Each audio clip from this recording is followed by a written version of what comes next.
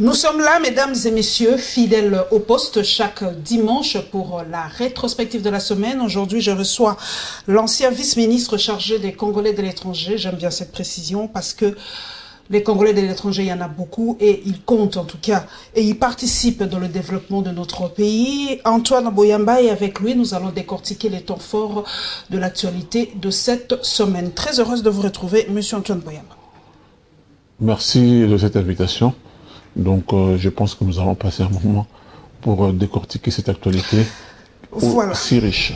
Merci beaucoup. Nous allons commencer quand même par un dossier assez international. Vous étiez dans ce grand ministère que sont les affaires étrangères. Cette histoire des bateaux battant pavillon congolais, les Congolais ne comprennent pas comment un bateau peut battre pavillon congolais sans que le gouvernement congolais ou les autorités congolaises en sachent quelque chose, puisqu'on a suivi le démenti du ministre des Transports, si je ne me trompe pas par rapport à cela, parce que le contenu de ces bateaux était quand même 1 tonne d'héroïne. C'est quand même l'image de la RDC qui en pâtit une fois de plus.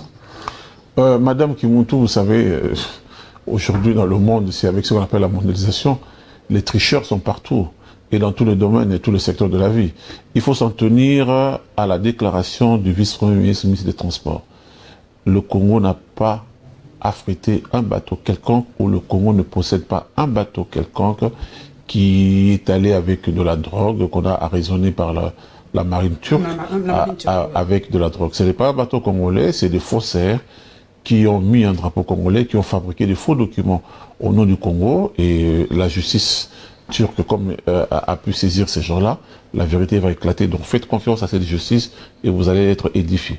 Donc le Congo n'a rien à voir avec ça. C'est comme on attrape des gens. Moi j'ai été ministre en charge de Congolais de l'étranger. Le nombre de gens au Brésil qui ont des passeports congolais, qui arrivent là-bas, comme on dit, Nakubo Kangunda en tant que Congolais, et qui ne sont pas du tout Congolais. Il y a beaucoup de gens qui vont, qui sont centrafricains, qui sont angolais, qui sont Congolais de Brazza, même des Haïtiens qui traficotent, qui font des faux documents. Par Antoine Boyamba, la faiblesse de l'État congolais. Pourquoi ne pas choisir un pays comme, je peux me permettre, un pays comme la France? Comment ne pas choisir un pays comme l'Afrique du Sud? Pourquoi choisir la Madame, est-ce que vous êtes au courant? Il y a quand même des complices internes, puisqu'on a dit pour avoir ces documents, il faut qu'il y ait quand même quelques complices. Madame, vous ne pensez pas que... Est-ce que vous suivez toute l'actualité dans ce secteur-là? Vous ne pensez pas qu'il y a des bateaux d'autres nationalités qui battent pavillon d'autres nationalités qui se font arraisonner? Faut faire attention que dès qu'il s'agit du Congo, commencer à parler de la faiblesse de l'État, commencer à dire ceci. Je dis simplement ceci. Ces gens-là sont arrêtés. Ils sont entre les mains des autorités turques. La justice turque va statuer sur leur cas. Et bien, la vérité sortira. Pour l'instant, ce ne sont que des spéculations, comme quoi ils avaient eu des complicités ici au Congo. Si c'est le cas, la justice congolaise, en collaboration avec la justice turque, ben, les frappera. Mais jusqu'ici, ce n'est pas encore le cas. Ce n'est pas encore le cas. Nous prenons le premier dossier, mesdames et messieurs, c'est l'enrôlement. L'enrôlement a commencé dans la ville de Kinshasa, d'ailleurs dans ma commune à Mongafula. Ça a commencé, constate donc dans quelques centres d'enrôlement, c'est la réaction de Martin Fayoulou. Et évidemment, dans le secteur de l'enseignement, le ministre en charge de l'enseignement supérieur, Steve Bikaï, a commencé aussi, en tout cas, l'enrôlement par rapport aux cartes biométriques.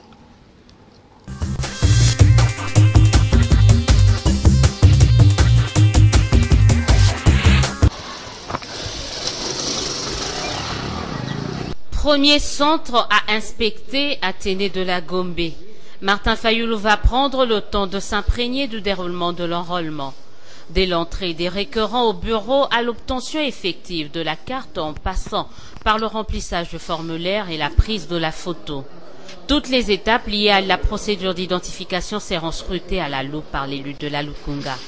Le président national de l'engagement pour la citoyenneté et le développement va s'atteler au même exercice dans 2 autres centres d'enrôlement de la Gombe, celui de l'Académie des Beaux-Arts et à Sainte-Anne. Il en ressort ce constat. Le constat est que c'est pas organisé. Les gens viennent, ils ne savent pas à quelle heure ils seront pris. J'étais à l'Athénée de la Gombe, à l'Institut de la Gombe. même chose. J'étais à l'Académie des Beaux-Arts et surtout là-bas, il y a un problème parce que les gens sont exposés au soleil, les mamans fatiguées. Donc à ce niveau-là, il n'y a pas d'organisation. Deuxièmement, à l'Athénée de la Gombe, il y a 2 machines. À l'Académie des Beaux-Arts, 1 machine. À Sainte-Anne, 1 machine. 1 machine. Mais nous sommes à Kinshasa. Pourquoi 1 machine? Pourquoi on ne met pas 2, 3, 4 machines pour que ça aille vite? Il n'y a pas que du négatif dans ce constat de Fayulu. J'ai vu des gens qui sont qualifiés, ils font bien leur travail à l'interne. Dès que la personne, le citoyen arrive chez les préposés, ça va, en moyenne, j'ai comptabilisé, quelqu'un peut faire 25 minutes. 25 minutes, mais eux, ils m'ont dit 8 minutes. Au regard de toutes les imperfections et irrégularités relevées, Martin Fayulu va interpeller le président de la CENI. Nous avons besoin d'augmenter le nombre de kits, c'est-à-dire le nombre de machines et le nombre de préposés, ou en tout cas du personnel, dans chaque centre. Gombe n'est que la première étape d'une série de tournées d'inspection de ce cadre du rassemblement dans d'autres communes et circonscriptions de la capitale et ainsi s'impliquer pour que Kinshasa dépasse de loin les estimations de la CENI en matière de nombre d'enrôlés. C'est ici à la colline inspirée que le ministre Delessu a lancé l'opération d'enrôlement pour l'obtention de la carte biométrique électronique d'étudiants congolais. Steve Mbikaï a assisté au premier moment de la matérialisation de ce projet, une innovation qui vient jeter les jalons dans l'élan de la modernisation du secteur de l'ESU. Devant cette assistance, composée essentiellement des étudiants et chefs d'établissement, le ministre a vanté les mérites de cette carte, surtout pour l'étudiant. Cette carte biométrique sécurisée, multifonctionnelle, est avantageuse à plus d'un titre. Pour l'étudiant, elle permettra l'accès à la bibliothèque numérique et aux réductions des tarifs que je compte négocier avec le chef du gouvernement pour le transport en commun.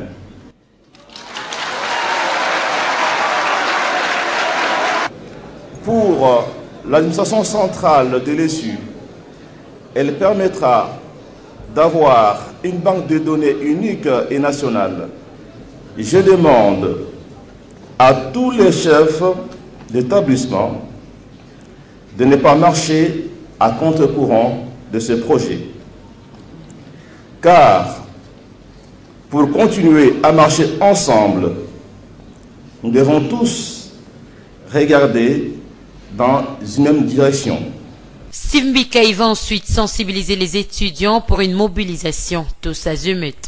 C'est pourquoi j'invite aussi tous les camarades étudiants et étudiantes de l'Université de Kinshasa et à travers eux, tous les autres camarades étudiants de la République démocratique du Congo de s'enrôler massivement.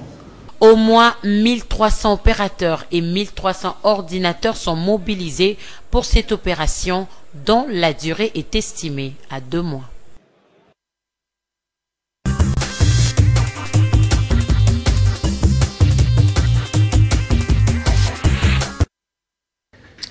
Antoine Boyamba, est-ce que vous avez déjà obtenu votre carte d'électeur? Non, je ne l'ai pas encore fait. D'ailleurs, il faut que je me presse. Moi, je vais me faire enrôler dans ma commune de naissance, qui est la commune de Barumbu. D'ailleurs, c'est par là que ça a débuté, Barumbu, Lingwala, Gombe, je crois, et Kinshasa. Donc, il est temps, heureusement, que vous venez de me le rappeler, que je m'y attelle, donc je vais le faire. Oui. Vous avez suivi, Martin Fayulu est descendu sur le terrain pour voir un peu comment ça se passe. Bon, il a quand même relevé quelques failles. Pas trop de machines, une seule machine. Vu le nombre de quinois, est-ce qu'on ne peut pas, en tout cas, en mettre un peu trop? Parce que par rapport à Steve Mbikaï, qui en met quand même quelques-unes pour l'obtention de la carte biométrique pour les étudiants, quand même, la CENI et l'ESU, quand même. Comparaison n'est pas raison. Donc, bien sûr, la CENI, écoutez, la CENI est une grande institution. Avouez quand même que jusque-là, tout se passe bien sur l'ensemble de la République. Il y a trop de failles. Il y a trop de failles. Enfin, c'est une œuvre humaine, madame. Vous ne pouvez pas dans pour une œuvre humaine, accepter qu'il n'y ait pas de... Après deux organisations des élections, Antoine Boyamba, il y aura toujours des failles. On a organisé en 2006, non, en 2011. Les failles dont vous relevez, si je vous pose lesquelles, peut-être vous serez dans l'incapacité de me le dire. Simplement, ça s'est passé dans le Nord Ubangi, ça s'est passé dans les Kasaï, dans l'Ituri, le Haut-Touélé, là tu vois pas, ainsi de suite, les différentes provinces. Jusque-là, il y a que ici, à Kinshasa, où on aime bien gueuler, où on veut que tout aille sur les roulettes. On a débuté, ça vient à peine de commencer ça fait une semaine, je crois, deux semaines que ça vient de commencer. Eh ben, il y a quelques problèmes techniques. Mais je pense que la CENI est en train de s'atteler pour y remédier. Donc, soyez un peu plus patients. Et je ne pense pas que la CENI laissera un seul Congolais en âge de se faire enrôler sur le bas de la route. Donc, tout Congolais, tout Quinois en âge de voter, s'il exprime le désir, mais va se faire enrôler. Donc, je ne vois pas pourquoi est-ce qu'on crée toujours des problèmes. Dès qu'il s'agit du Congo, on trouve toujours que les trains arrivent en retard, mais on ne parle jamais des trains qui arrivent à l'heure. Je ne peux pas vous donner les BABA de l'information, Antoine Boyamba, mais quand même, Kinshasa, c'est peut-être on en demande trop parce que nous avons délégué nos pouvoirs à ces gens-là. C'est eux qui doivent nous aider. Mais vous étiez quand même ancien vice-ministre des Congolais de l'étranger. C'est bien aujourd'hui, les Congolais de l'étranger. C'est vrai que quelqu'un d'autre vous a remplacé, mais vous connaissez quand même ces dossiers. Comment ça se passe pour les Congolais de l'étranger, pour l'enrôlement? Vous avez laissé ça à quel niveau pour les Congolais de l'étranger? Ça fait quand même 6 mois que nous sommes, je ne suis plus aux affaires. Donc, nous, en tout cas, on avait laissé à l'étape où il était prévu, la loi, elle est là, hein, la loi électorale. La loi qui a été votée, qui a été déposée au mois de janvier 2015, stipule bien que les Congolais vivant à l'étranger vont se faire enrôler dans leur pays de résidence. Donc, jusque-là, rien n'a changé. Mais il me semble aussi que lors du dernier Conseil des ministres, qui a eu lieu vendredi dernier, le chef de l'État leur a rappelé cela. Donc, attendons voir. Ça s'est fait étape par étape. Là, aujourd'hui, c'est Kinshasa. Demain, ça sera le Congo central. Et si ma mémoire est bonne, à l'époque, on avait dit que concernant les Congolais de l'étranger, ça sera la toute dernière étape. La toute dernière. Avant les élections. Voilà, la toute dernière étape. À moins que cela ait changé entre-temps. Mais moi, je sais que c'est à ce niveau-là que on avait laissé les dossiers. Pendant 2 mois, Steve Mbika l'a dit, les étudiants auront leur carte biométrique sécurisée. Mais ça fait tilt en moi, je me pose la question, comment pour des petites cartes comme ça, on peut les avoir, mais ça fait plus ou moins 20 ans que les Congolais n'ont pas la carte d'identité. Je n'ai pas dit électeur ou carte d'étudiant, mais la carte d'identité. Cette feuille-là, vous allez nous dire aussi que nous... Comment expliquez-vous qu'après 20 ans, après le départ de Mobutu, jusqu'à aujourd'hui, on n'a pas de pièce d'identité pour les Congolais? Ce n'est pas après le départ de Mobutu. On avait la carte verte, on se rappelle, la pièce d'identité sous Mobutu. Madame Mukimuntu, je ne veux pas rejeter la faute aux autres. C'était déjà pendant le régime Mobutu qu'on n'avait plus de carte d'identité. Les dernières cartes d'identité qui étaient falsifiables à souhait, vous le savez très bien, il suffisait de prendre un peu d'eau de javel ou quoi, on effaçait ça, on changeait. Et ce qui a même amené, puisque je parle des Congolais étrangers, beaucoup de Congolais vivant à l'étranger ont eu des problèmes quand ils sont allés à l'extérieur parce qu'ils s'imaginaient que, comme ici, ils avaient dans l'éducation qu'on pouvait pas falsifier un document, arrivés à l'étranger, ils ont commencé à faire la même chose, et quand ils se faisaient arrêter, ils ne comprenaient pas qu'on les arrête parce qu'ils ont enlevé le nom de Kimuntu, ils ont mis seulement le nom de Kimpiobi. Donc ils ne comprenaient pas parce que ici, déjà, à l'intérieur du pays, c'était ça la culture que nous avions. Donc ce n'est pas une affaire qui date de maintenant. Mais ceci dit, l'ONIP, dirigé par son Excellence Adolphe Lumanou, est en train de travailler là-dessus. Ce n'est pas identique la carte nationale d'identité nationale, non, la carte nationale d'identité plutôt, et la carte d'étudiants, parce que vous parlez d'étudiants, ce n'est pas la même chose. Là, c'est la sécurité du pays même. Vous savez, nous avons des sérieux problèmes de nationalité, dont on en parle, avec certains ressortissants des pays voisins. Donc, il y a le point d'identification, c'est tout un processus, et vu tout ce que le pays a connu ces dernières années, surtout ces 20 dernières années, avec les récurrentes crises, les guerres au niveau de nos frontières, Est comme au Sud aussi. Maintenant, on a des problèmes aussi avec le Sud-Soudan, où des gens, les Bororo quittent et ainsi de suite. Ce n'est pas évident. Il faudrait vraiment, au niveau de la carte d'identité, parce que, vous savez, c'est ça vraiment la matrice pour la sécurité d'un pays. On ne peut pas faire ça à la légère. Vous me direz, je vous le concède, quand?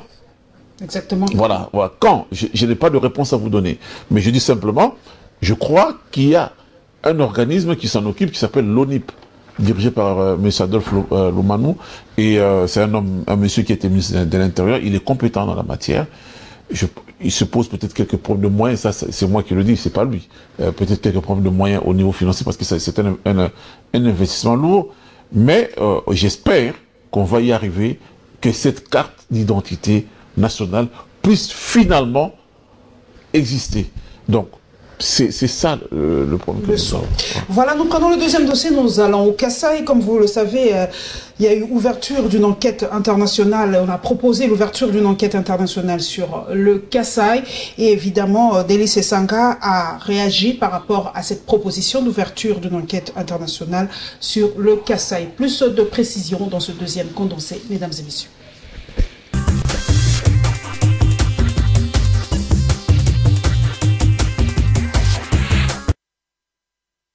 On s'achemine vers non pas une enquête conjointe RDC-ONU sur les graves violations de droits humains dans le Kasaï, mais plutôt vers deux enquêtes, une du gouvernement congolais, une autre de la communauté internationale.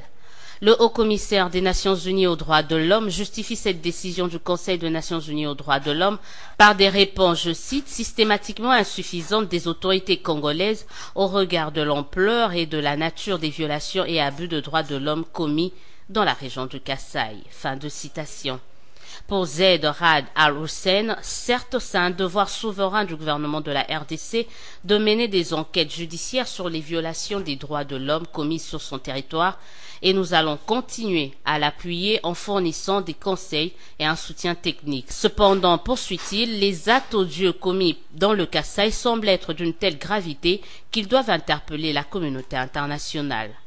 Pour rappel, le conflit dans le Kasaï a occasionné le déplacement d'environ 1,3 million de personnes depuis août 2016, près de 30 000 réfugiés enfouis vers l'Angola, et le Bureau conjoint des Nations Unies aux droits de l'homme en RDC dit avoir documenté 42 fosses communes avec une possibilité d'en découvrir d'autres. Nous sommes d'abord satisfaits que l'opinion internationale, les responsables au niveau de la communauté internationale, se rendent compte en définitive de la gravité de la situation qui se passe dans cette partie de la République, le Kasaï, et que les violations massives de droits de l'homme, les nombreuses victimes que compte aujourd'hui ce conflit silencieux, parce qu'il s'agit d'une guerre silencieuse, sans presse ni médias, mais qui est néanmoins atroce pour les populations civiles qui y vivent, est en soi une très bonne chose. Donc c'est l'aboutissement d'une exigence, une exigence de vérité, mais aussi une exigence de justice pour les nombreuses victimes. Et si on veut enrayer le cycle de violence, les cycles de l'impunité qu'il y a dans notre pays, il y a bien besoin de combiner ce moyen de justice internationale avec la justice nationale, parce que je crois que le but de cette enquête internationale, c'est de pouvoir établir les faits, leur gravité, mais aussi souligner les responsabilités des uns des autres et les cas échéants requérir de la part de la justice internationale de pouvoir se saisir de cas que la justice nationale sera bien incapable, pour des raisons X ou Y, de pouvoir s'en saisir. Et donc, pour nous, c'est un motif de satisfaction parce que c'est le chemin de la justice qui pave celui de la paix que nous souhaitons pour cette partie qui mérite, comme toutes les autres parties de la République, d'être en paix. Les populations qui habitent cette région importante de notre pays ont aussi besoin de savoir qu'est-ce qui s'est passé et quelles ont été les responsabilités, quelles sont les responsabilités qui continuent à commettre aujourd'hui des graves violations des droits de l'homme et qu'il faut faire cesser en tout état de cause, d'où qu'elles viennent, de l'État ou d'autres acteurs qui sont investis dans les cas de violence dans cette partie de la République.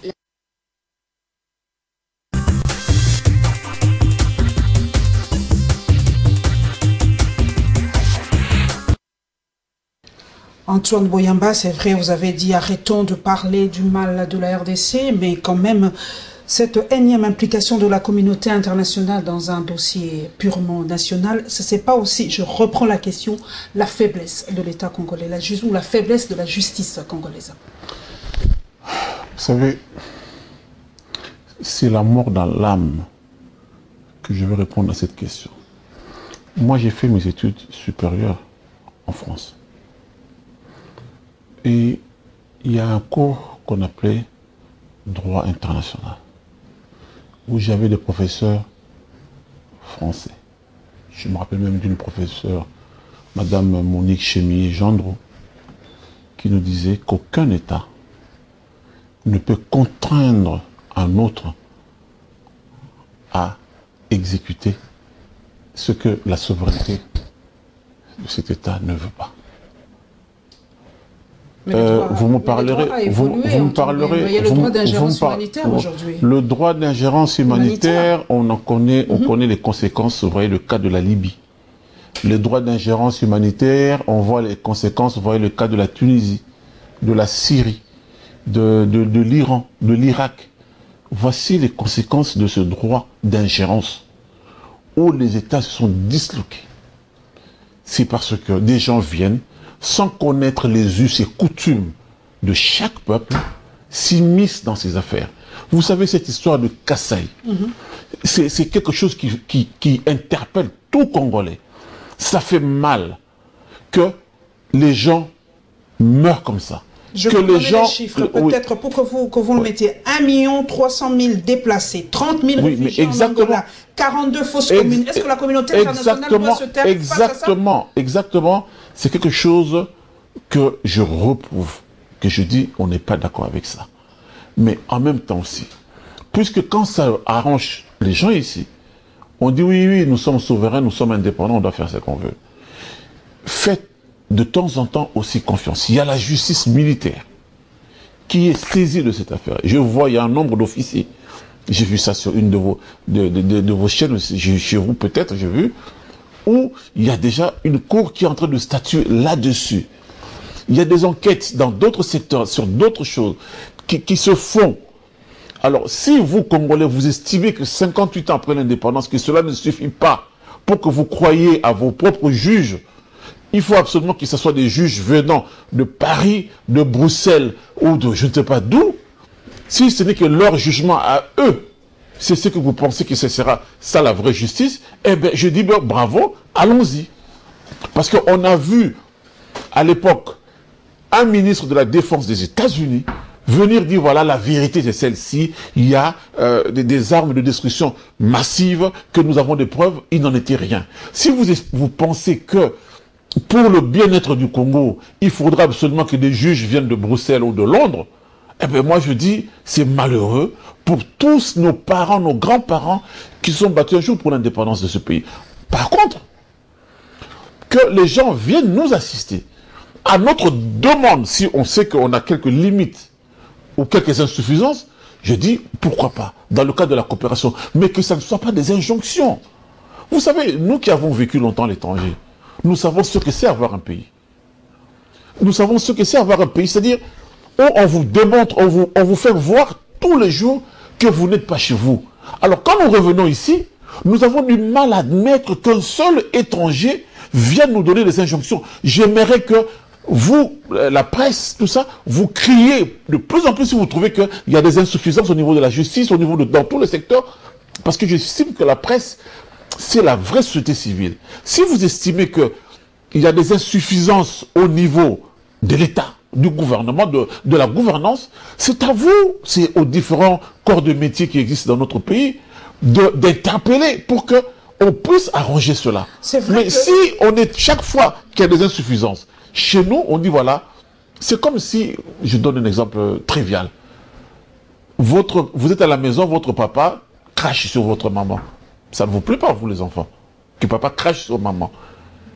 Et papa vient de cracher sur maman, et c'est le papa de la famille d'enfance qui traverse la rue, qui rentre et qui trosse votre papa. Je ne sais pas si ça va vous plaire. L'acte posé par papa n'est pas un bon acte.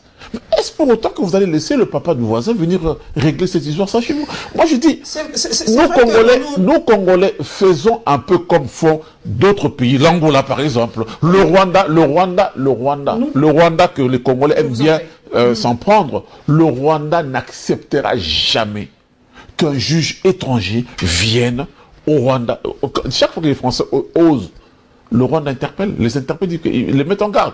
Donc il est temps que le Congolais puisse dire, voilà, notre justice elle est insuffisante, eh bien, battons-nous pour que cette justice redevienne vraiment une vraie justice. Voilà, vous l'avez dit, battons-nous pour que cette justice devienne vraiment une vraie justice, mais nous voyons d'ailleurs dernièrement comment les portes de prison s'ouvrent aujourd'hui. D'ailleurs, c'est à Béni qu'on a appris encore qu'il y a des prisonniers qui se sont enfouis. Est-ce qu'avec des situations comme ça, doit-on vraiment croire en cette justice parce que le ministre de la Justice, qu'est-ce qu'il fait, Louis? Il n'y a pas de responsable dans ce pays, il n'y a jamais de responsable dans n'importe quoi. Il y a une situation qui se passe en République démocratique du Congo. On ne sanctionne personne. Antoine Boyamba, soyons quand même aussi sincères. On ne sanctionne personne. Depuis Makala, qui a été sanctionné depuis là? Madame Kimontou, je suis tout à fait d'accord avec vous. En tant que citoyen, j'interpelle aussi.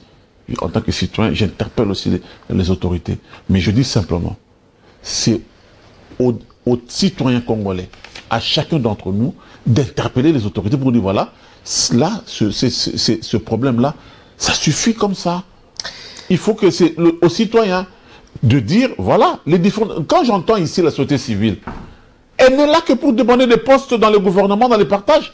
Mais cette société civile, elle est où, comme on voit dans d'autres pays? C'est le rôle de la société civile. Ce que vous êtes en train de faire, d'ailleurs, avec beaucoup de tact et d'intelligence. Interpeller les dirigeants, leur dire, écoutez, pourquoi est-ce qu'il y a toujours des fuites? Plus vous en parlerez, et moins... les autorités feront le malin. Mais n'attendez pas que cela vienne de la Belgique. Voilà, nous prenons un autre sujet, c'est le compromis trouvé entre le gouvernement et la famille biologique et politique d'Étienne Tshisekedi. Donc nous allons en parler, nous allons voir la réaction de l'UDPS. Et évidemment, chaque mercredi, vous le savez, bien qu'Antoine Boyamba ne veut pas trop de l'implication de la communauté internationale, mais la MONUSCO est là depuis presque 20 ans. Et bien voilà, chaque mercredi, elle tient son point de presse. Plus de détails dans ce énième condensé.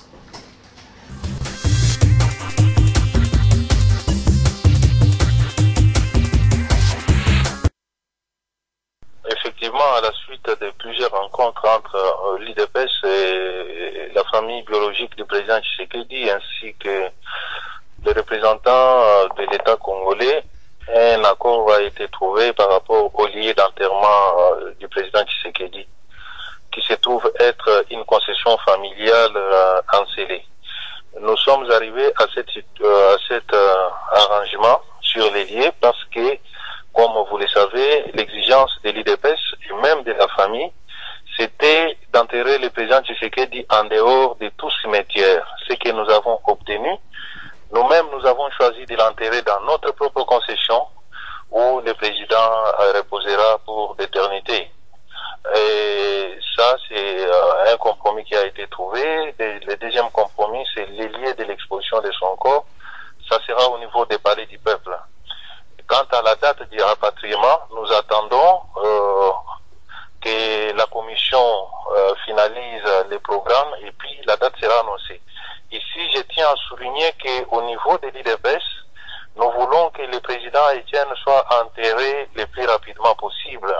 Pourquoi? Et le président n'a jamais connu d'exil. Nous ne voulons pas que son corps puisse être contraint à l'exil.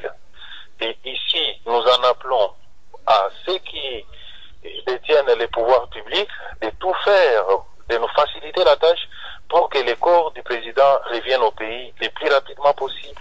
Les lieux de l'enterrement est connu, les lieux de l'exposition du corps est connu, qu'on nous facilite également les rapatriements du corps pour que nous puissions l'enterrer rapidement, puisqu'on ne peut pas garder quelqu'un comme ça à l'étranger alors qu'il n'a jamais voulu rester à l'étranger aussi longtemps qu'on est en train de le faire. La MONUSCO dit poursuivre sa mission de bons offices au soutien du processus électoral par rapport à la mise en œuvre de l'accord de la Saint-Sylvestre. Elle réaffirme son apport technique et logistique à la CENI tel que décidé lors des consultations. Ce que nous pouvons dire, c'est que c'est réaffirmer notre soutien technique et logistique tel que prévu par la résolution 2348 et clairement indiqué dans l'accord du 31 décembre. Nous sommes pour le respect, nous sommes attachés à l'application de l'accord du 31 décembre, soutenu d'ailleurs par la résolution 2348. Et nous souhaitons donc que les élections, cet accord soit appliqué et que les élections soient organisées d'ici la fin de l'année, tel que stipulé dans l'accord du 31 décembre, dans la transparence et dans l'équité. Les violences dans les provinces du Kasaï n'étaient pas en reste. La mission onusienne exhorte le gouvernement congolais à intensifier ses efforts pour trouver des solutions politiques acceptables en vue de mettre un terme à ces hostilités. C'est une situation préoccupante qui nous préoccupe et nous suivons très attentivement les développements. Et pour ce faire, nous avons essayé de renforcer notre présence dans les Kasaï de façon à diminuer justement ces violences. La MONUSCO se dit enfin disposée à apporter son expertise à l'enquête internationale sur la mort des 2 experts des Nations Unies. Elle encourage cependant la ministre des Droits humains qui ne trouvait pas d'inconvénient de mener une enquête conjointe.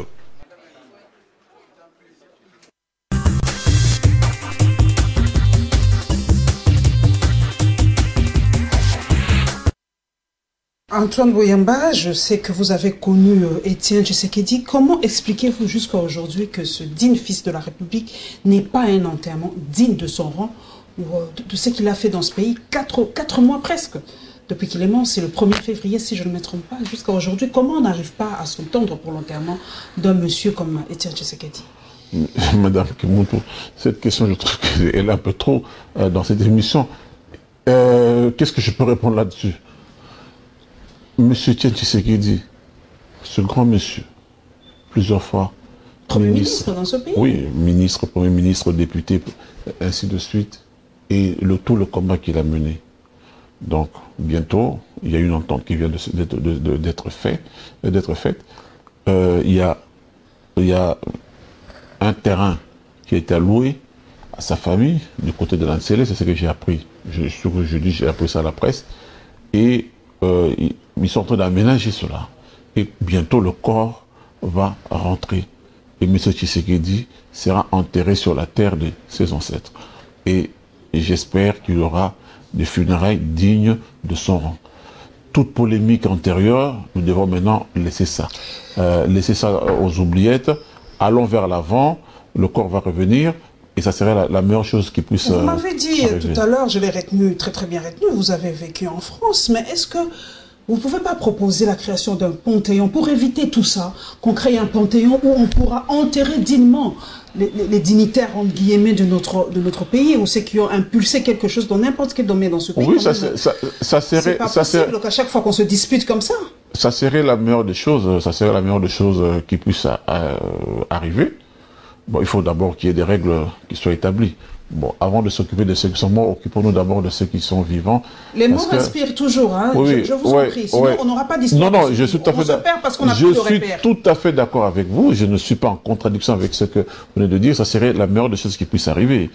Et que quand un homme politique atteint ce genre de rang, de niveau qui était celui de papa Étienne Tshisekedi Mulumba, il n'appartient plus à sa famille biologique comme tel. Il appartient à l'État. Donc, il faudrait aussi qu'au niveau des familles, que nous puissions faire ce genre d'effort. C'est que quand un de vôtres devient ministre ou je sais pas quoi, quand il est critiqué, il ne faut pas que votre famille politique aille donner des coups de poing en disant que oui, vous avez critiqué mon frère. On n'a pas critiqué le frère, on a critiqué le ministre. Et dans le cas présent, M. Étienne Tshisekedi mérite cela. Et il n'y a pas eu de problème au niveau du gouvernement. Il y a seulement eu quelques désaccords sur certaines matières à façon de faire, où il devait être enterré, dans l'enclos du siège, dans l'enclos du parti, dans tel endroit où... Bon, c'était ça. Mais maintenant qu'au niveau des négociations, un accord a été trouvé, maintenant, attendons que les travaux se terminent sur le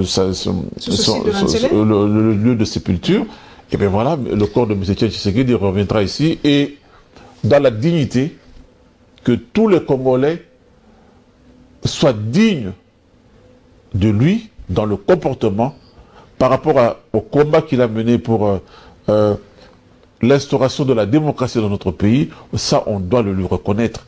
Et la démocratie veut dire le respect des institutions, le respect des lois.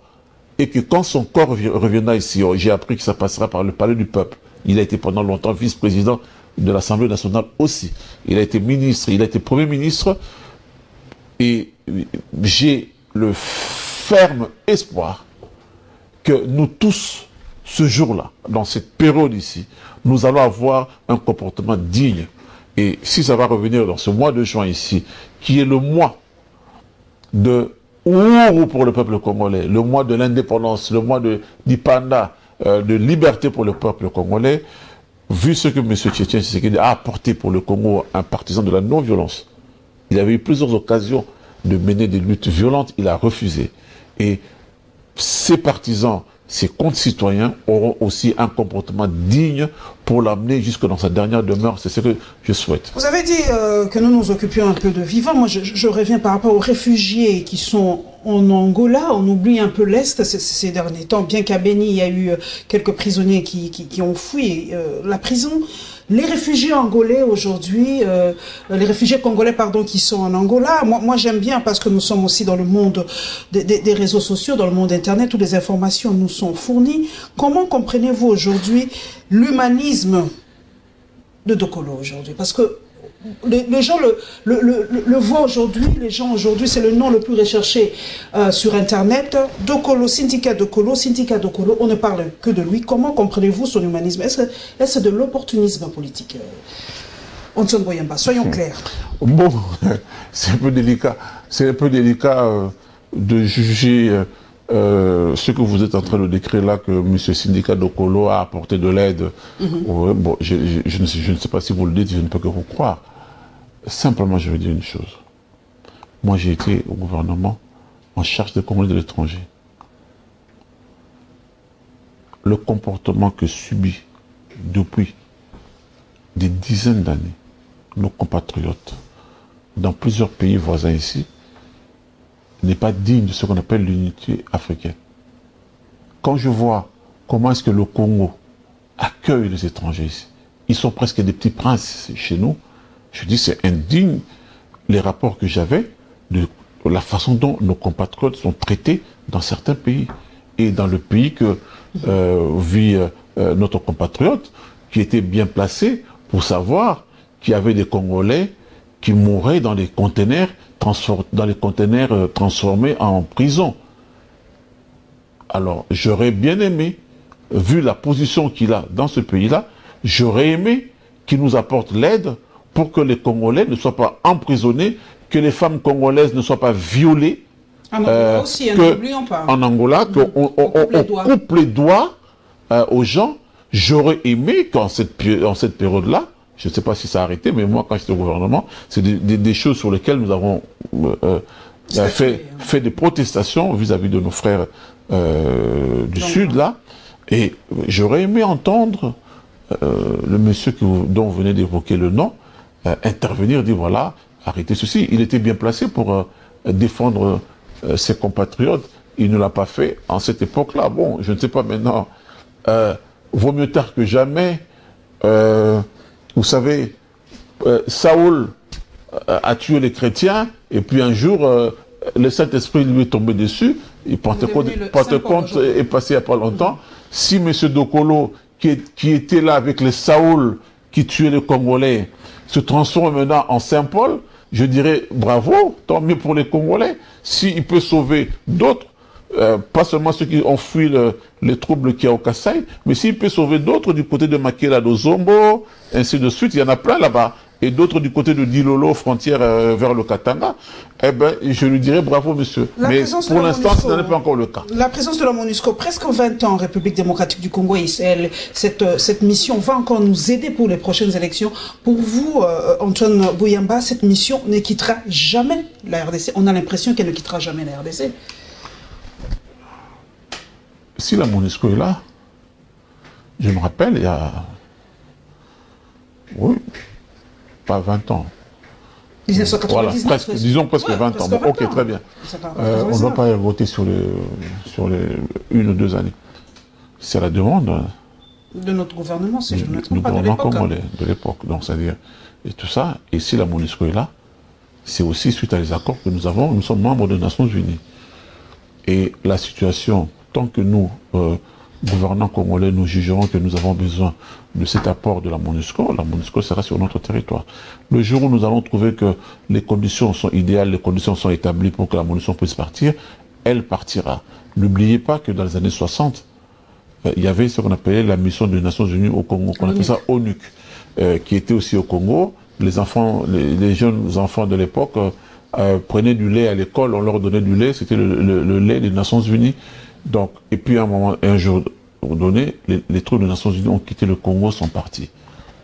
Elles ne resteront pas à vie au Congo. Nous espérons que on va nous laisser tranquilles. Les forces du mal qui ne cessent de perturber le bon déroulement de la vie nationale, nous laisserons tranquilles pour que on puisse amener notre pays vers la vraie démocratie, la liberté et le développement, et que ce jour-là, nous n'aurons plus besoin des troupes des Nations Unies. Voilà, nous continuons, nous prenons un autre secteur, c'est l'environnement. Nous avons célébré en tout cas la journée mondiale de l'environnement. Notre rédaction a réfléchi comme à l'accoutumée, en tout cas par rapport à cet enjeu mondial. Et évidemment, on l'a dit, le saccage de parquet de Matete, évidemment c'est une épidémie en République démocratique du Congo, appelons cela comme cela. Voilà, 4e condensé, mesdames et messieurs.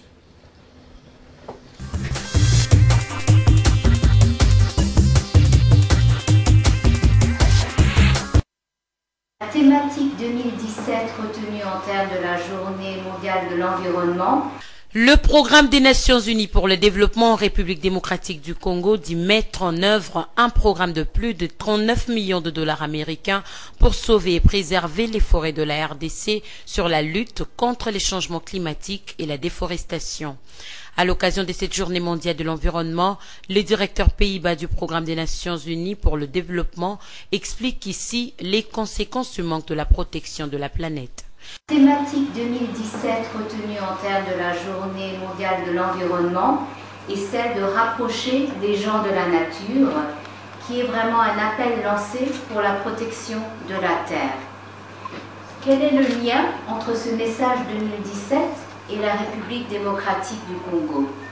Comme vous le savez tous, la RDC est un des pays au monde les plus riches en termes de biodiversité.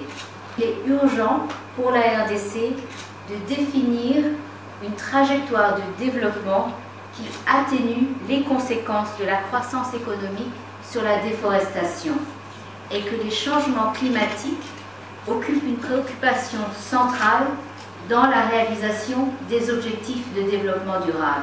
À noter que le programme de développement durable à l'horizon 2030, à en croire le PNUD, est celui de protéger durablement la planète et ses ressources naturelles, tout en invitant les populations à participer et conserver de manière durable les ressources nécessaires pour la survie des humains, comme le stipule son thème de 2017, rapprocher les gens de la nature. La scène s'est produite vers 3 heures du matin. Des hommes armés non autrement identifiés ont pris pour cible le parquet de Matete et le district de Moamba. Les bilans de l'événement fait état de 2 morts et 4 policiers blessés, renseigne un communiqué de la police. Des dégâts matériels sont aussi importants. La police parle de 11 véhicules et 2 motos brûlées et 4 autres engins à 2 roues emportés par les assaillants. Autre conséquence de cette attaque, l'évasion massive des prisonniers, mais la police dément cette information à travers son communiqué. Elle parle de 3 prisonniers évadés sur le 33 qui comptait ces cachots. Pour la police, les auteurs de cette attaque seraient les évadés de l'ex-prison centrale de Makala. Pour l'instant, une enquête a été ouverte et une plainte déposée par le bourgmestre de Matete. Signalons que cette attaque intervient quelques semaines après celle de la prison centrale de Makala, de la prison de Kassangoulou, du Katanga et de la province orientale.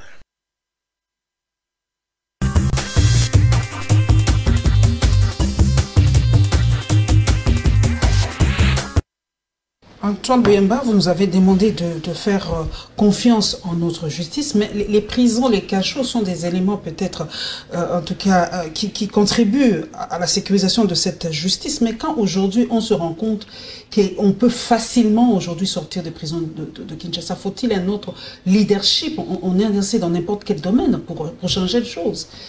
Que ce soit du sommet, on doit tout changer parce qu'on n'y comprend plus rien, ces évasions. Oui, ça commence un peu à trop faire, c'est vrai. C'est pas bien. C'est pas bien pour la sérénité des gens. Parce que... Ça crée une psychose. Hein, c'est vrai, ça crée une psychose. La plupart de ceux qui s'évadent de ces prisons-là sont des criminels de grand chemin. Et c'est pas bien pour la sécurisation des populations. Et c'est aussi un travail de plus pour la police qui doit redoubler d'efforts pour aller les récupérer. Bon, j'ose espérer qu'au niveau de la chancellerie, c'est-à-dire le ministère de la Justice, que des enquêtes fouillées, qu'on va faire un travail au niveau du renforcement des capacités du personnel, parce qu'il y a aussi un problème de formation, il y a aussi un problème de moyens. Mais je peux pas me prononcer parce que je ne connais pas tout le fond du dossier. Mais comme vous le dites, donc, vous faites bien d'interpeller, c'est ce que je vous avais dit tout à l'heure, c'est votre droit, c'est votre devoir d'ailleurs, d'interpeller les autorités pour dire, voilà, qu'est-ce qui se passe? Ça devient comme une sorte d'épidémie. Hein. Aujourd'hui, hier c'était Kinshasa, Kassangoulou, j'avais appris Kalemi, Béni, aujourd'hui, Matete avant-hier. Il est temps que ce genre de choses s'arrêtent. Hein. Il est temps que ce genre de choses s'arrêtent parce que ce n'est pas aussi bien pour l'image d'un État. Mais les autorités compétentes, j'espère, ils doivent s'y mettre. Antoine Bouyemba, moi j'ai pas la langue dans ma poche. On n'a pas la culture de démission en République démocratique du Congo. La seule sanction qu'a le peuple congolais, c'est dans les urnes. Est-ce que pour vous aujourd'hui, doit-on changer complètement ou renouveler complètement la classe politique congolaise? Macron l'a fait avec la République en marche en France. Aujourd'hui, c'est pas que pour jeter de fleurs à la France, mais l'Assemblée nationale française est presque complètement changée. Aujourd'hui, il y a des nouvelles têtes. Doit-on faire ça du sommet à la base aujourd'hui, changer tout le monde, prendre même les docolos qu'on ne connaissait même pas, et que les prenne, et voilà. Parce qu'avec ce que nous avons aujourd'hui, on a vu les fruits. Personne ne démissionne aujourd'hui en RDC.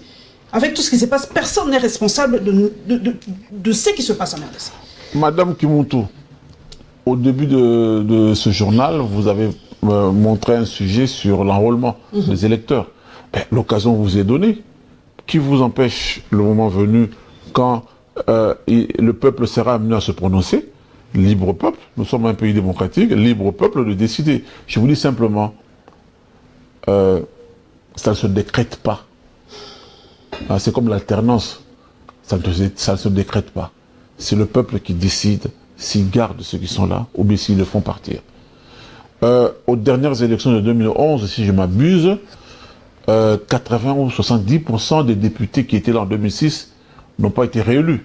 Donc voilà, au moins, quand on donne l'occasion, l'opportunité au peuple congolais de s'exprimer, eh bien, il s'exprime, il le démontre.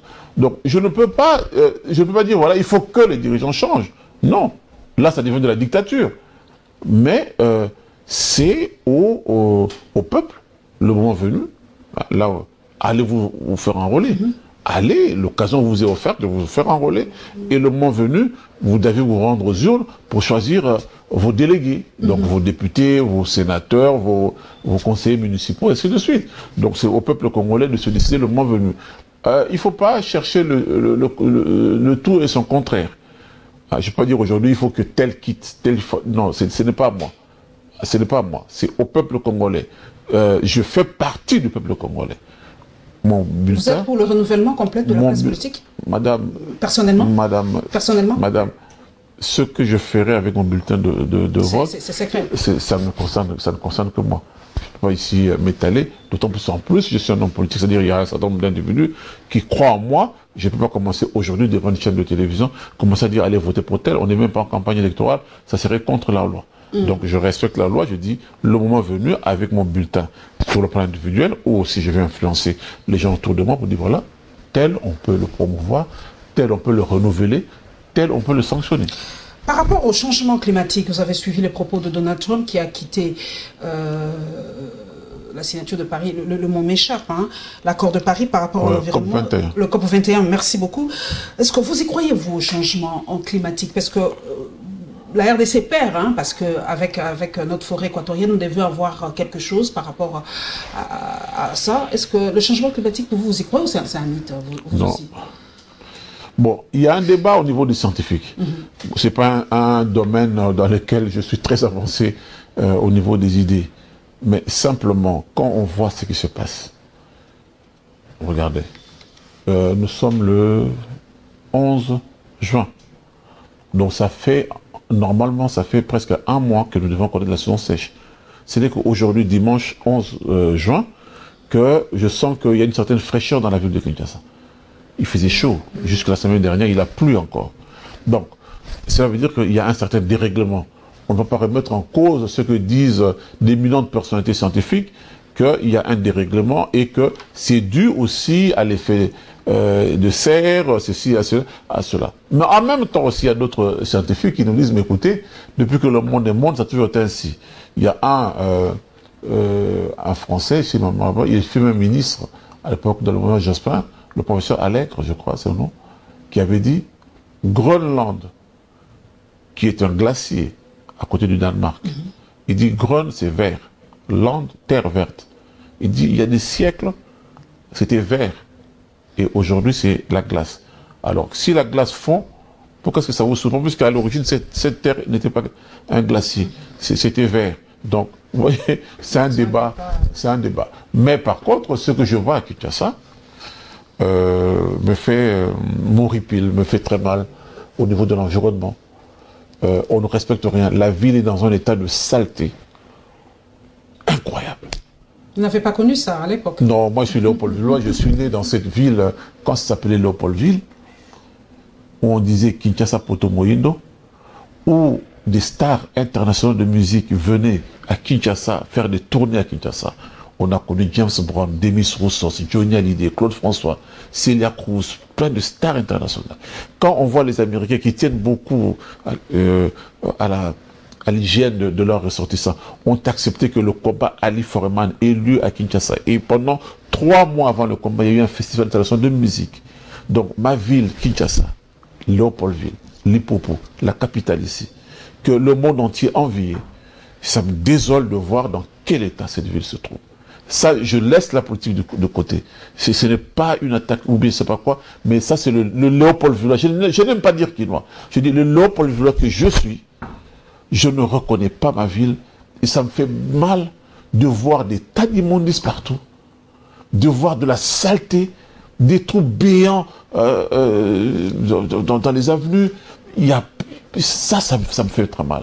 Par rapport à ce que ça doit être, on doit fournir aussi des efforts, on ne doit pas seulement tout rejeter aux autorités, sur la tête du gouverneur, parce que je pense que c'est un monsieur qui est de bonne foi, mais il faudrait aussi que les citoyens, parce que j'ai vu des gens jeter les immondices dans les caniveaux. Ça, c'est pas le gouverneur de la ville. Et quand le gouverneur de la ville veut prendre des sanctions, les gens crient, ah voilà, il est en train de sanctionner.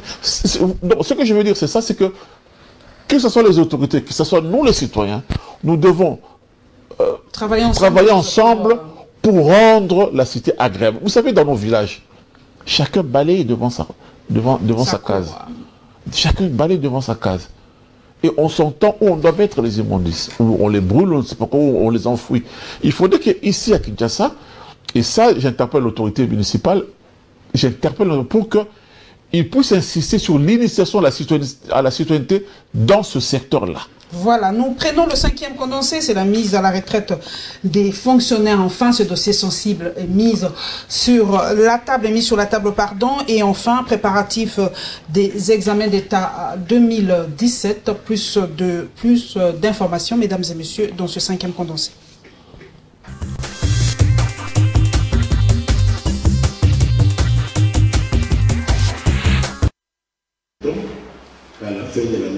Plan, budget, finances, santé autour du ministre d'État à la fonction publique. Ils ont reçu pour mission de procéder au lancement du processus de mise à la retraite au sein de l'administration publique. Près de 250 000 agents sont concernés par cette opération et tous les secrétaires généraux ont été instruits en vue de la transparence du processus. Michel Bongongo, ministre d'État à la fonction publique, revient ici sur les différentes étapes de mise à la retraite.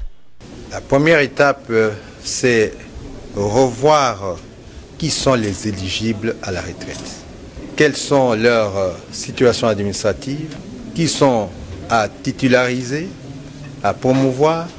Et nous avons décidé comme option que la mise à la retraite va se faire concomitamment avec l'opération de titularisation et de la promotion des agents de l'État. Du côté des syndicalistes, l'on brandit une série de préalables avant l'effectivité de cette opération. Nous avons demandé que pour ceux qui sont éligibles à la retraite, qu'on puisse d'abord les titulariser. Après la titularisation, viendra l'étape de réfléchir autour des éléments qui devront contribuer au calcul des indemnités de sortie. Et après, ça sera la retraite proprement dite. C'est ça pour nous les conditions que nous avons posées. Mais dans l'ensemble, nous sommes d'accord que ceux qui ont 65 ans puissent partir à la retraite.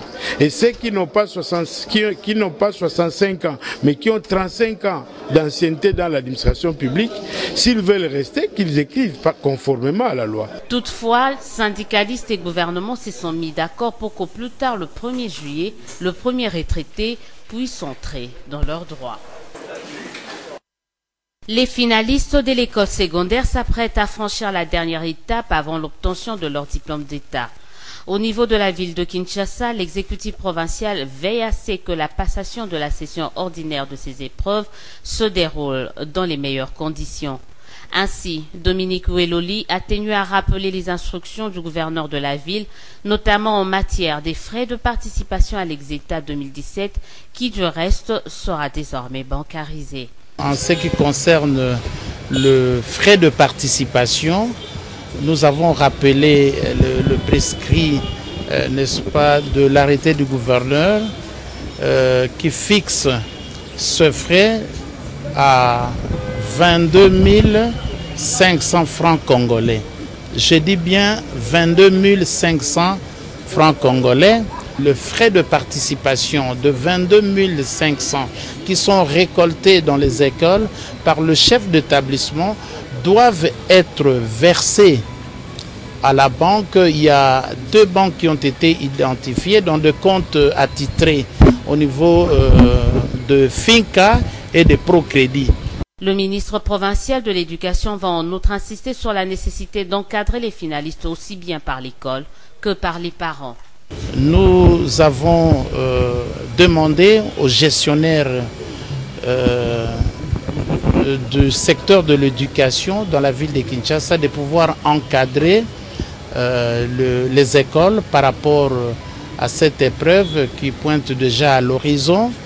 Et nous avons insisté aussi sur la participation, comme il se doit, des élèves qui doivent être encadrés aussi bien par leurs parents que par le chef d'établissement. Dominique Oueloli en a profité pour mettre en garde contre tout tapage à la fin des épreuves, tout en rappelant l'interdiction d'organiser les maquis.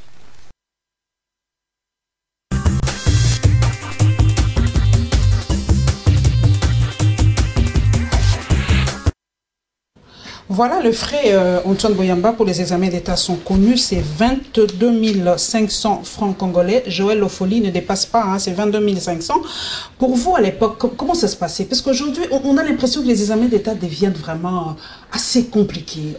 Sous Léopoldville, moi j'aime bien, vous êtes Léopoldvillois, comment ça se passait, les examens d'État? Oh, il y a longtemps hein, que j'ai fait... Une idée, il n'y avait pas tous ces frais à payer? Non, il n'y avait pas tous ces frais. Non, on ne se rendait même pas compte. On ne se rendait même pas compte qu'il y avait telle chose à payer. On ne se rendait pas compte.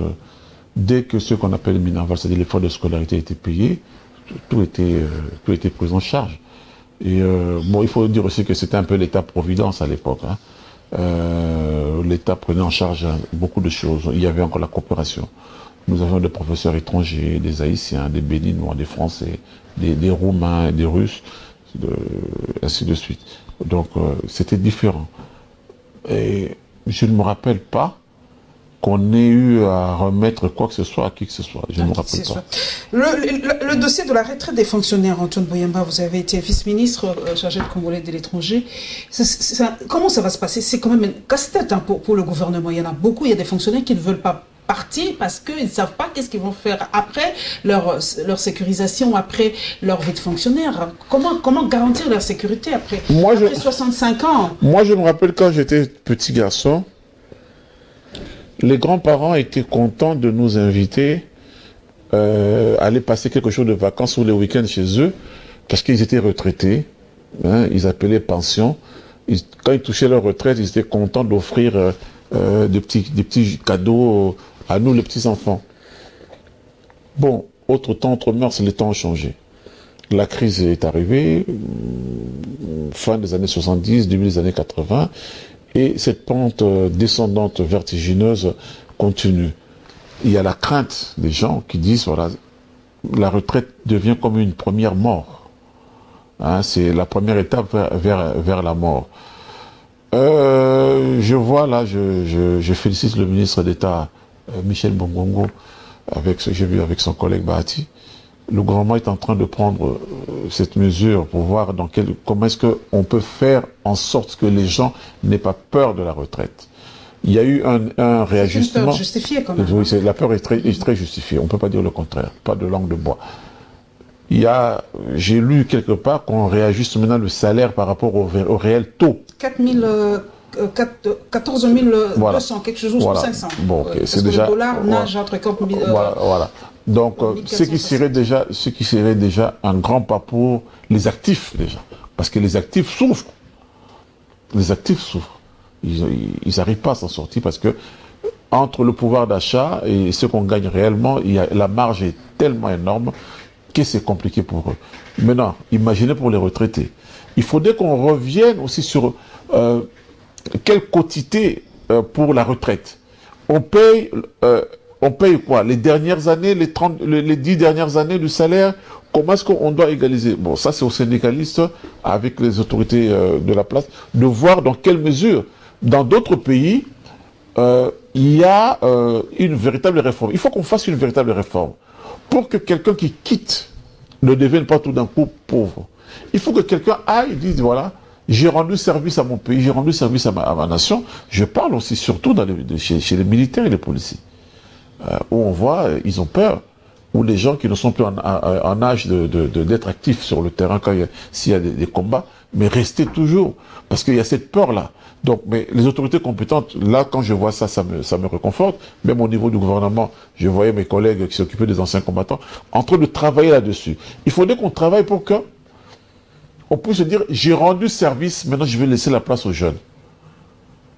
Et ça serait une bonne chose. Et il faudrait qu'on y aille vers cela, que ça soit... Ça ne demande pas l'aide de la communauté internationale, parce que c'est un travail quand même assez énorme. Hein. La communauté internationale peut nous aider sur le plan technique. Je vois, par exemple, un pays que je connais très bien, la France, qui est parmi les meilleurs, ainsi que les pays scandinaves, dans le côté administration. sur le plan des acquis sociaux. Okay. Donc, si on peut avoir besoin de leur expertise, mais la décision finale doit revenir au gouvernement congolais par rapport aussi aux recettes que le gouvernement perçoit. Parce qu'il y a aussi un autre problème aussi. C'est que le citoyen congolais lambda ne paye pas d'impôts. Je doute fort, madame Paulette, je suis sur votre plateau, puisque quand vous avez dit Libanga, je doute fort que vous payez des impôts. Parce que, est-ce que vous avez une fiche de paie à la fin de chaque mois? Où il y a des rubriques comme quoi vous avez cotisé pour votre retraite, vous avez cotisé pour la sécurité sociale, vous avez cotisé pour ceci, vous avez cotisé cela. Malheureusement, quand on va dans plusieurs entreprises, ça n'existe pas. Donc, il faudrait d'abord aussi que l'État puisse insister là-dessus. Que ça soit une loi contraignante pour que chaque individu qui travaille, qui preste... Comme en France, c'est voilà, chaque individu qui preste... Quand on voilà. Le fait pas. Donc, ça fera rentrer de l'argent dans les caisses de l'État. Ce qui fait que les actifs paieront pour les retraités. Vous comprenez? Et ce qui fait que on fait tout pour qu'il y ait une bonne natalité, pour que les gens qui rentrent dans le circuit du travail cotisent, et comme ça, on paye pour ceux qui sont partis déjà en retraite. Malheureusement, au Congo, vous travaillez, vous ne cotisez pas, votre patron ne cotise pas, on vous paye de main à la main, donc c'est du travail au noir, c'est le terme employé sur le plan technique. Et si demain, on mettait fin à tout cela, et que vous respectez vraiment, les chefs d'entreprise, les entrepreneurs respectent, je lance un appel à la Fédération des entreprises du Congo ou aux différentes associations qui s'occupent de l'entrepreneuriat. Il faudrait que on établisse la règle, ou bien qu'on revienne, ça existait à l'époque, qu'on revienne à la règle où chaque patron doit déclarer, qu'on sorte aussi de cette précarité d'emploi, où on a des travailleurs pauvres, parce que le patron met tout dans leur poche et ne laisse rien aux salariés. Et ce sont des manques à gagner, et ne soyez pas surpris si ceux de la fonction publique ont peur d'aller à la retraite. Parce que vous-même aussi, vous êtes dans une insécurité totale. Demain, vous tombez malade, une incapacité de travail, c'est fini pour vous, vous n'avez plus aucun revenu, alors que vous travaillez depuis plus de 20 ans. Ce n'est pas normal.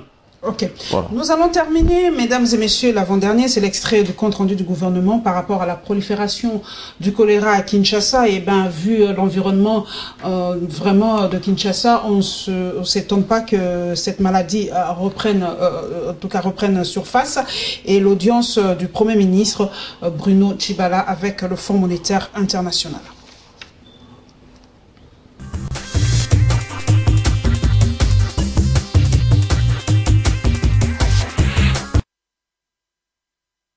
Le gouvernement provincial se félicite des opérations d'identification et d'enrôlement des électeurs intervenus dans la ville de Kinshasa le dimanche 28 mai 2017. Le gouvernement provincial saisit cette occasion pour inviter les Kinois et Kinois à emboîter le pas aux premiers citoyens de la République démocratique du Congo pour se faire enrôler massivement avec comme objectif ultime de regagner le siège perdu lors de dernières échéances électorales. Le Conseil tient à rappeler à la population quinoise l'importance de la carte d'électeur qui servira provisoirement de carte d'identité. Dans le domaine de la santé, le Conseil porte à la connaissance du public que depuis le 13 mai 2017 dernier, les services de santé font face à la recrudescence de l'épidémie de choléra dans la ville de Kinshasa, plus particulièrement dans la zone de santé de Limité à Pakadjouma et celle de Kokolo au camp Kokolo. À ce propos, les statistiques fournies par le service de santé indiquent à ce jour 61 cas suspects notifiés, dont 6 décès. Par conséquent, afin d'éviter la propagation de cette épidémie, dont l'une des causes principales est le manque d'hygiène, le Conseil appelle au renforcement de la sensibilisation de la population par les autorités politico-administratives, le leader d'opinion, les responsables de confessions religieuses, les gestionnaires des écoles, ainsi que le partenaire technique du domaine de la santé.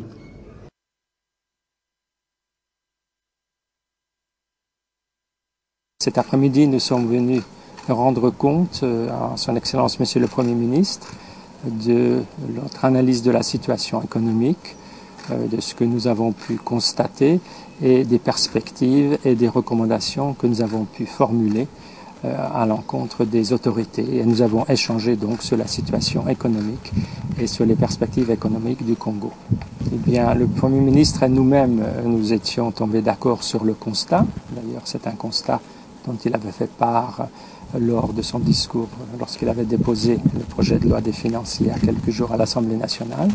Le pays traverse une situation difficile et donc il faut prendre des mesures courageuses pour rétablir la stabilité économique et financière de façon à pouvoir renouer avec une croissance et une activité économique qui profite à tout le monde.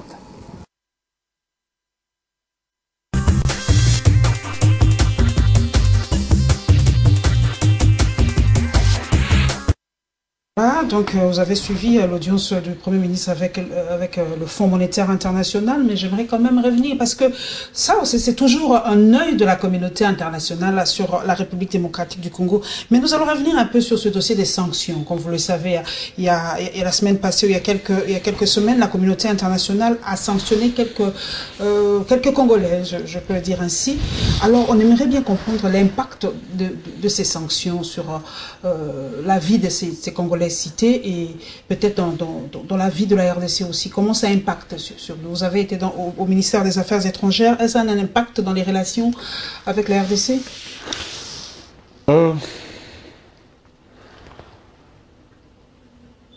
C'est une ingérence flagrante dans les affaires internes du Congo.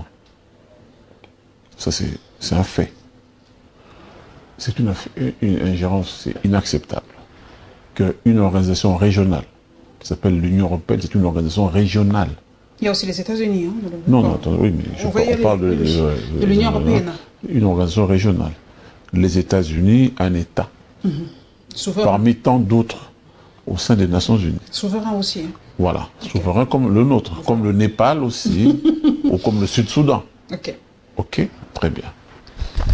Il y a des affaires internes au Congo. C'est pas facile.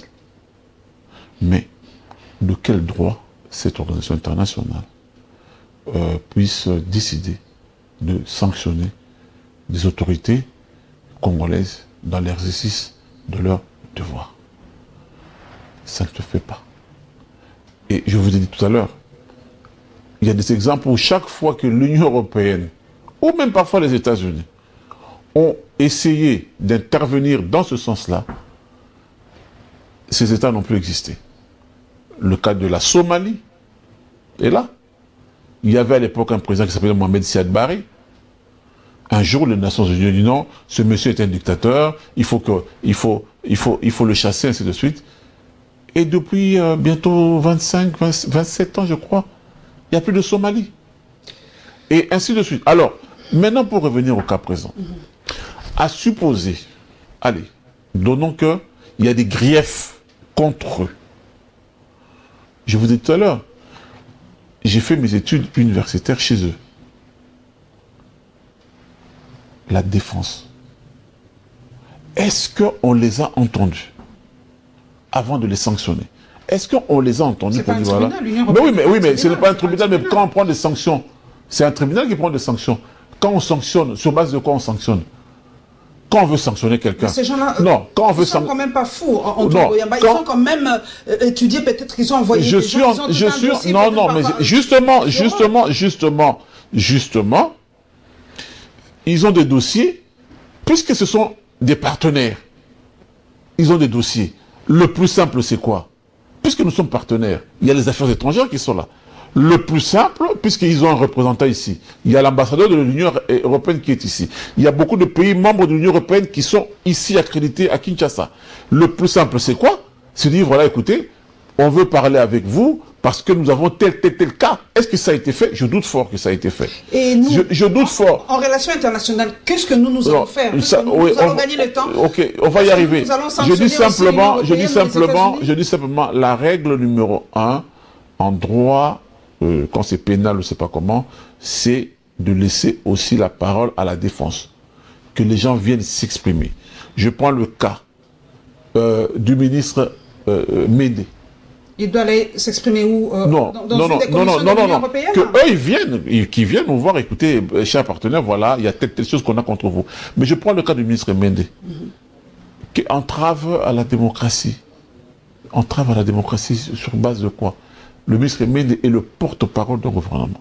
C'est-à-dire quand le ministre Médé s'exprime, ce n'est pas Médé l'individu qui s'exprime, c'est le gouvernement congolais qui s'exprime à travers sa personne. Là, on sanctionne Médé en tant que citoyen ou Médé en tant que ministre. Mais là, on le sanctionne, mais c'est le porte-parole du gouvernement. Donc, c'est-à-dire quand M. Lambert Médé s'exprime, ce n'est pas l'individu Médé. C'est ça, on sanctionne le porte-parole du gouvernement, pas Médé. Il y a aussi une nuance. Non, mais c'est ce que je suis en train de dire. Mais là, on sanctionne M. Médé, on dit qu'il n'a plus le droit, en tant qu'individu, il n'a pas le droit d'aller dans l'espace européen. Expliquez-nous un peu bien.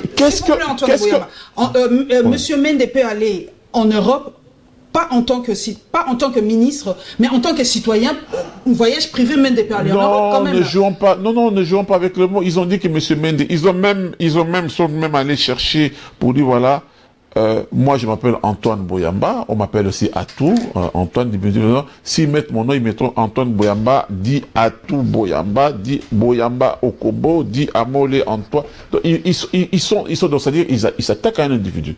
Mais ils s'attaquent à un individu qui représente un État. Donc ils sanctionnent la RDC à travers alors, il faut qu'il soit clair, qu'il dise voilà, nous sanctionnons la RDC. Et la RDC, je ne peux pas, là, je ne suis pas dans le gouvernement. Il est de la responsabilité du gouvernement congolais, dirigé par M. Bruno Tshibala, de prendre ses dispositions pour répondre à cette ignominie que moi j'appelle l'ignominie. On doit faire quoi? Donc, c'est le gouvernement. Vous ne savez pas, mais que doit-on faire? Il y a un gouvernement qui est en place, et qui sait ce qu'il doit faire. Donc, moi, en tant que citoyen, j'attends de mon gouvernement, dirigé par M. Bruno Tshibala, de prendre les dispositions requises pour répondre à cela. Je dis, ce n'est pas normal. Le rapport de force, Antoine Boyamba, par rapport à l'Union européenne ou aux États-Unis, est-ce que la RDC est capable de sanctionner tant soit peu les États-Unis ou l'Union européenne? Maintenant, je suis un citoyen libre. Je vous en prie. Donc, je peux m'exprimer librement. Il y a un processus d'enrôlement des citoyens congolais. Nous en sommes, je ne sais pas, à 30 millions déjà d'enrôlés. Ce qui est déjà pas mal. 30 millions d'enrôlés. Le premier des citoyens congolais, le président de la République, s'est fait enrôler. Le premier des citoyens congolais, lors de son adresse à la nation, lors du premier conseil des ministres du gouvernement actuel, a demandé au gouvernement d'accélérer la mise à disposition des fonds à la CENI pour que les élections, pour que l'enrôlement puisse se terminer et que tout le processus qui englobe des élections se fasse. Vous voulez qu'il parle dans quelle langue? Ou les Européens, le chef de l'État s'exprime en anglais, et puis s'exprime en anglais, en français, il s'exprime en français. Vous voulez qu'il s'exprime dans quelle langue? Nous sommes dans la présomption de culpabilité. Nulle part, moi j'étais au gouvernement pendant 2 ans, et après, j'ai quand même des échos, nulle part, d'une façon ouverte, ne s'est tenue une réunion au cours de laquelle on dit voilà, pas d'élection, et que on va faire un référendum, on va modifier la constitution. Nulle part. Ce n'est que des procès d'intention qu'on fait à l'État congolais et surtout... On veut simplement, comme on le dit, on veut simplement détruire la nation congolaise, comme on l'a fait avec la Libye, comme on l'a fait avec l'Irak, comme on l'a fait avec les autres nations. C'est ça l'intention des Européens? Je n'irai pas aussi loin que ça, à l'origine, mais écoutez, dites-moi, aujourd'hui en Afrique, il y a certains pays qui décident, ils sont souverains de décider ce qu'ils veulent. Il y a au moins 12 pays africains dont les chefs d'État étaient en fonction quand le président Mobutu était encore là. Libre à eux, libre à ces pays-là, libre à ces peuples-là de décider de garder ses dirigeants. S'ils les trouvent bons, ils les gardent. Mais pourquoi est-ce qu'on refuse cela aux Congolais? Non, c'est même pas qu'on refuse. Pourquoi est-ce qu'on menace les Congolais si ils y pensent même une seule seconde? De quoi? Du référendum? C'est ça le mot? Non. Par rapport au référendum ou quoi? Peu importe, mais ce que je veux simplement dire, pourquoi est-ce que si un groupe de citoyens congolais se réunit pour réfléchir dans ce sens-là, on les traite de renégats, de ceci, dans quel sens? Dans le sens du référendum? Un troisième mandat ne peut pas se faire comme ça, la loi n'autorise pas. Ça, donc on doit passer par le référendum. La loi n'autorise pas. Mais on ne peut pas empêcher un citoyen ou un groupe de citoyens de réfléchir dans ce sens. Mais cela ne veut pas dire que cela doit absolument se faire. Si un groupe de citoyens réfléchit dans ce sens, un autre groupe de citoyens peut s'y opposer aussi. C'est ce que je suis en train de dire. C'est ça la démocratie. Un groupe de citoyens pense de cette façon, un autre groupe de citoyens s'y oppose en disant non, pas question. Mais laissez ça aux Congolais. Pourquoi est-ce que ces pays se mêlent?